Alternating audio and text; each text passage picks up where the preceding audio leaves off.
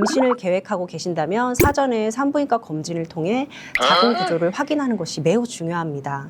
특히 완전 경우 자연유산이나 조기 분만 위험이 높아질 수 있어 환자의 상태에 따라 수술적 교정을 고려하기도 합니다. 안녕하세요. 질 좋은 언니들의 의사 이미랑입니다. 지난 시간에 저희 대표원장님께서 쌍질인 질 중격에 대해 설명하시면서 자궁 기형도 말씀하셨는데요. 질이 두 개인 분들이 실제로 있다는 사실을 알고 계셨나요? 자궁이 두 개이고 질이 두 개인 분들도 있고요. 그럼 질이 두 개면 성관계는 어떻게 해요? 이렇게? 두 개 다 사용하거나.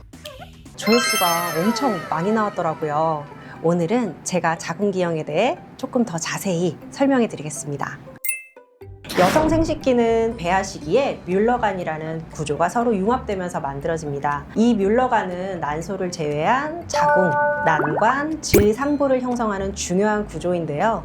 태생 초기에는 자궁이 하나가 아니라 양쪽으로 나뉜 뿔 형태로 존재하다가 태아가 성장하면서 두 구조가 하나로 합쳐지고 가운데 막이 사라지면서 우리가 알고 있는 하나의 자궁이 완성됩니다.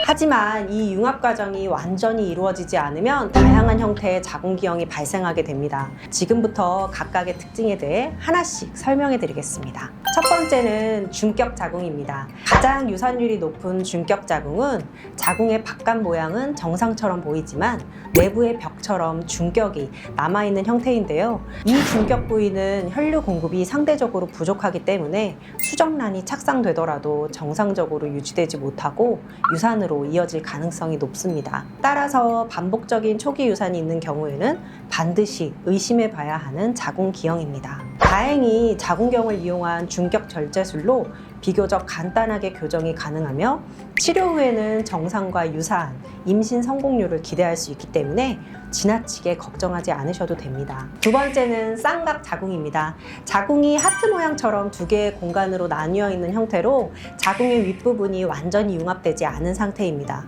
이 경우 임신 자체는 가능한 경우가 많지만 자궁 공간이 제한되어 조산, 태아 위치 이상, 임신 유지 문제 등의 위험이 증가할 수 있습니다. 따라서 임신 중에 세심한 관리가 필요합니다. 특히 완전 쌍각 자궁의 경우 자연유산이나 조기 분만 위험이 높아질 수 있어 환자의 상태에 따라 수술적 교정을 고려하기도 합니다. 세 번째는 중복 자궁입니다. 말 그대로 자궁이 두 개로 완전히 나뉘어져 있는 경우로 질도 함께 두 개로 나뉘는 경우가 동반됩니다. 이 경우에는 임신은 가능하지만 고위험 임신으로 분류되어 면밀한 관리가 필요합니다. 네 번째는 단각 자궁입니다.